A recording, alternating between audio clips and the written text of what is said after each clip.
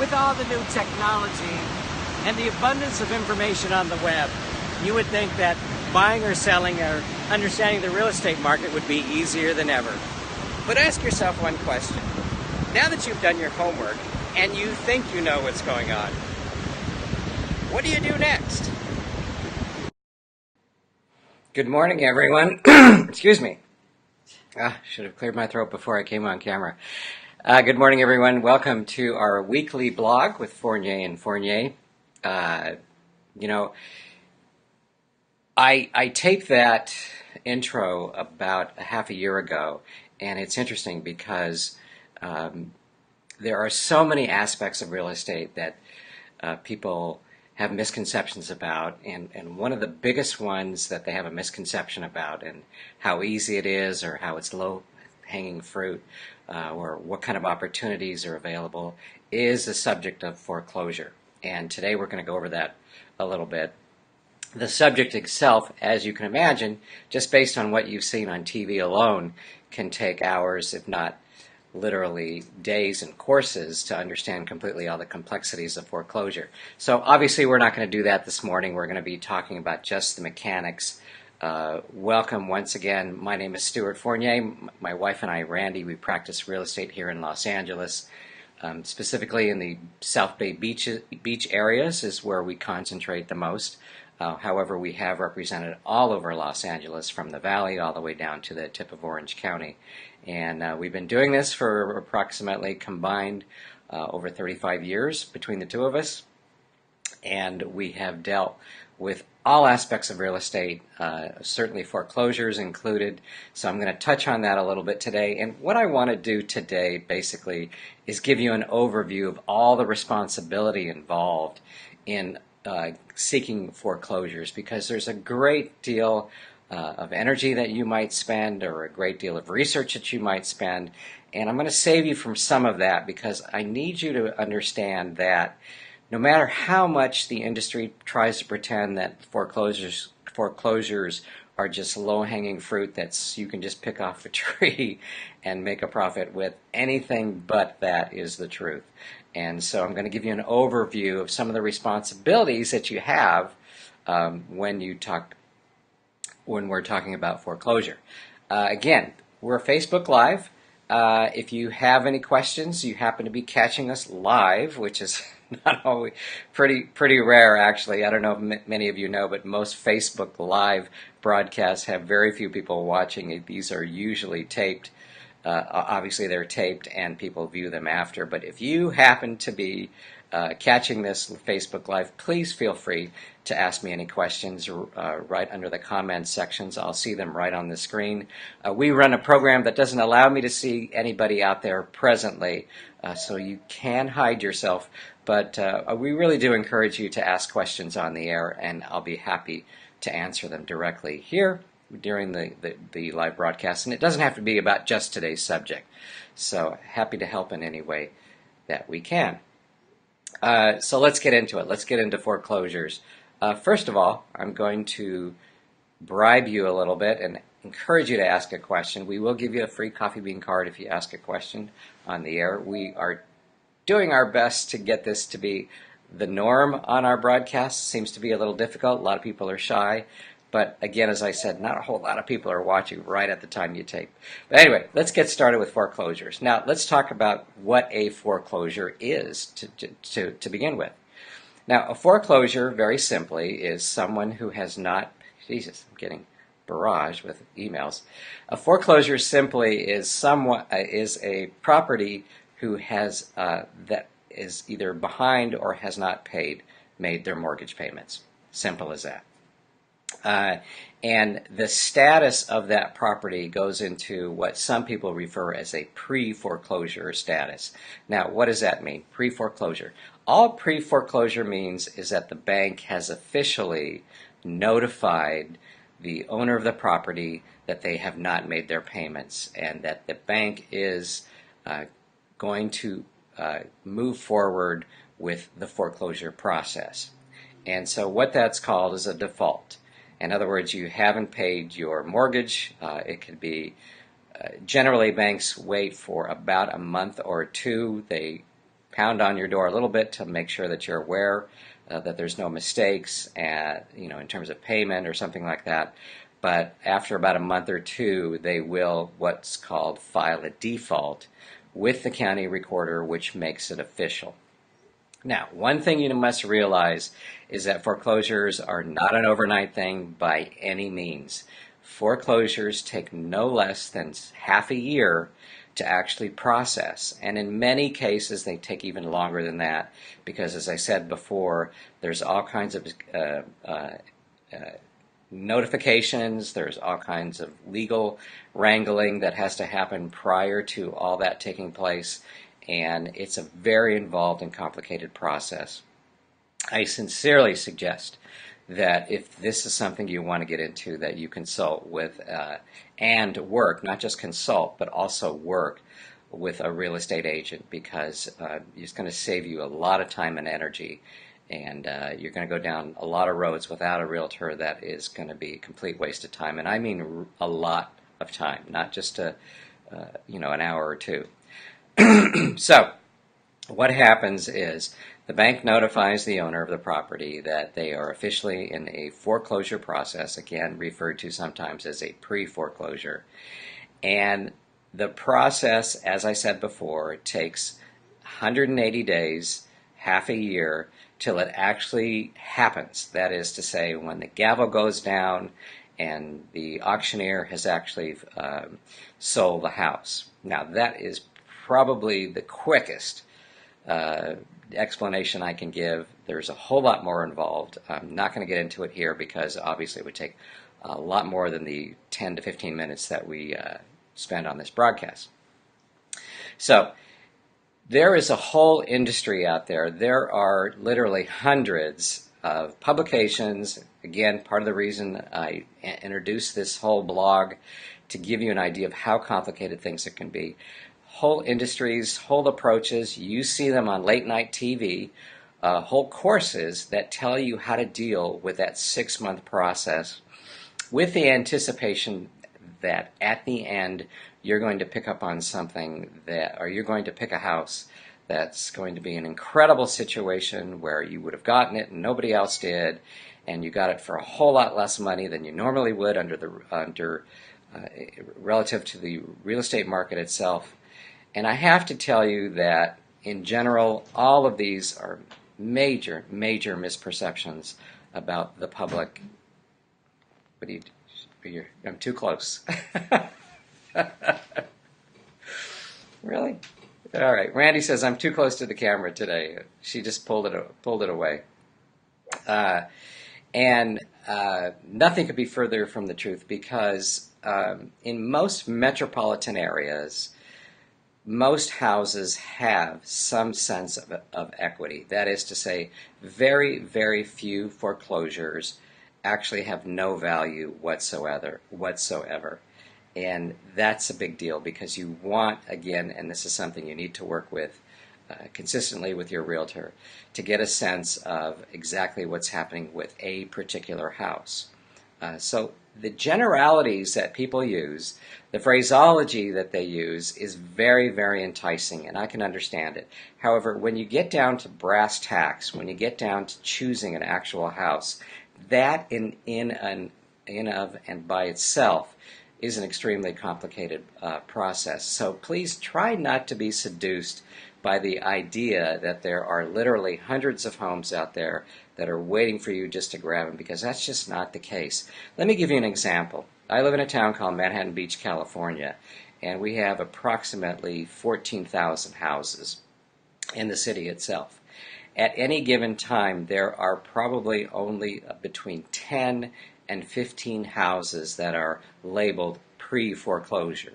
That is to say, these are the houses that you'll see on lists that are on the internet, companies that do nothing but publish this kind of information, and you're thinking, okay, wow, there's actually 15 houses, maybe one of those, could be a real opportunity. Well, the truth is that within that 6-month period, so much can happen, so much can change, irrespective of the status of that house, And in almost every case in my town, because my town happens, the Manhattan Beach, happens to be a town that has a lot of value, that is to say, houses hold their equity position very high, even if they're complete teardowns. The you know, okay. My director Randy was going by again. I was going to get scared. The chances are that any of those 15 houses, 10 to 15 houses, is actually going to be auctioned off is very rare. Potentially, out of 14,000 houses, 15 are in foreclosure. Maybe one a year will actually go to the auction block. So that gives you an indication, and you have to judge basically on based on your community, the reality behind how many houses are really available and how many houses are really going to be put through the process. So understand that it's an extremely difficult process that you have to be on top of consistently in order to understand. That's the biggest tip I think I can give you. So that's the overall process and the length of time that it takes. Getting a little lost here, sorry. The other thing to realize, and the most important thing to realize, is I have been on the air now, I think where this is our 13th broadcast. And as you can see, in every broadcast there are a lot of facts, a lot of variables that you have to take into consideration when you buy a home.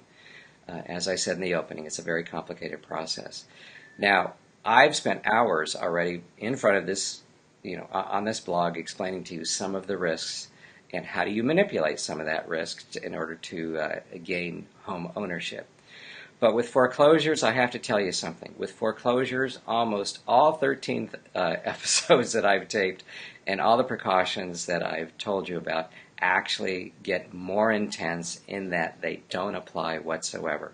Now, what do I mean by that? What I mean by that is, and I've said it in a very lengthy way, what I mean by that is you have absolutely no protection. The last 13 broadcasts that I've tried to show you where you do have protection, actually in a foreclosure process, all of that goes out the window.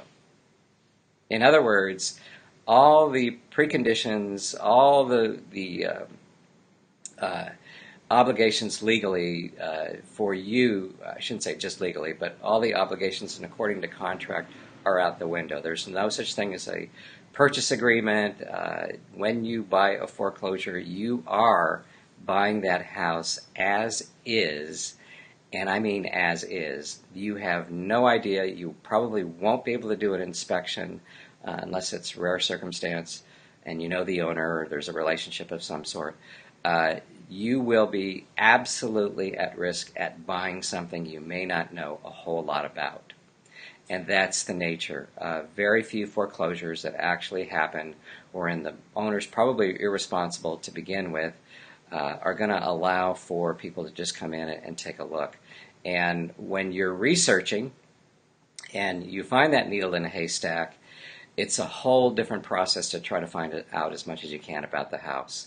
People do this professionally all day long. It requires, it is a full-time job. It requires you to protect yourself by actually physically going out to the property and just taking a look at it from outside and hoping that the inside is, not as bad looking maybe as the outside, or that the inside, it has, you have no idea what kind of problems the house actually has. So, again, your protections, remember, the seller is only legally